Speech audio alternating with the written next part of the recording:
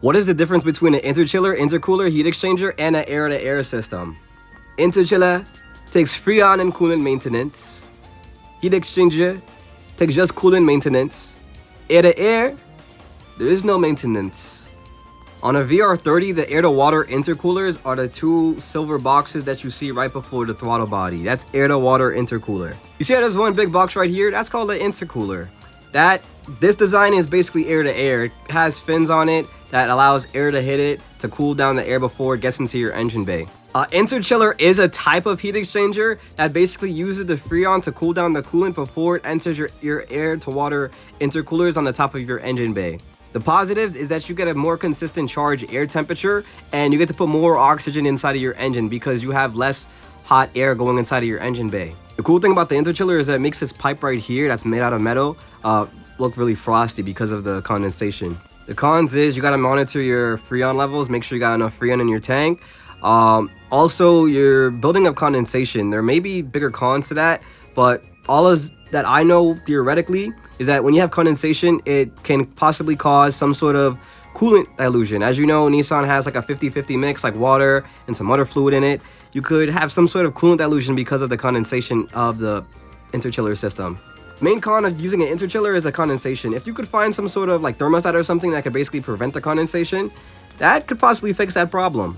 A heat exchanger's job is just to cool down the coolant, just like the interchiller. It just does it a different way. It uses plates and fins and different network passages to basically do a heat transfer inside of the heat exchanger. So when the coolant flows back out into the intercooler, it's colder coolant.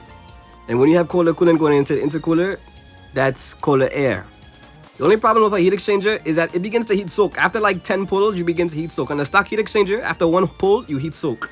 That basically means you got to use the air turbos to push even more oxygen to get inside of the engine because it's just pushing out hot air at that point.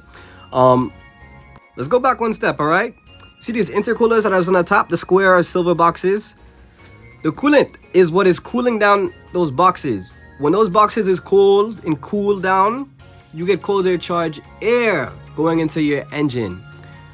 But after a while, when you do pull after pull after pull, the coolant starts to warm up because the turbo is pushing in hot air. The coolant has to pretty much cool down the metal that has to cool down the air. When that happens, the coolant has to go back into the heat exchanger.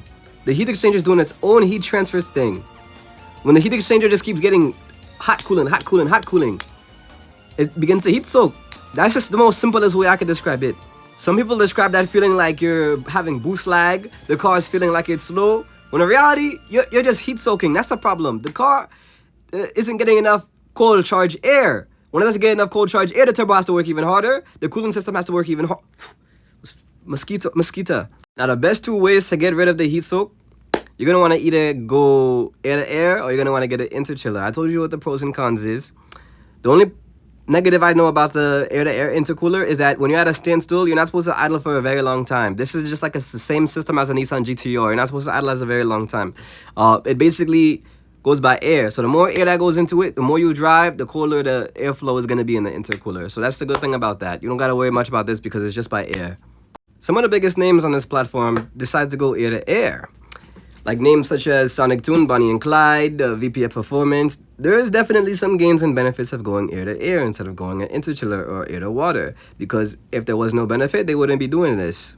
You could definitely save a lot of weight when you go air-to-air and you lose maintenance. You don't got to do no coolant, nothing.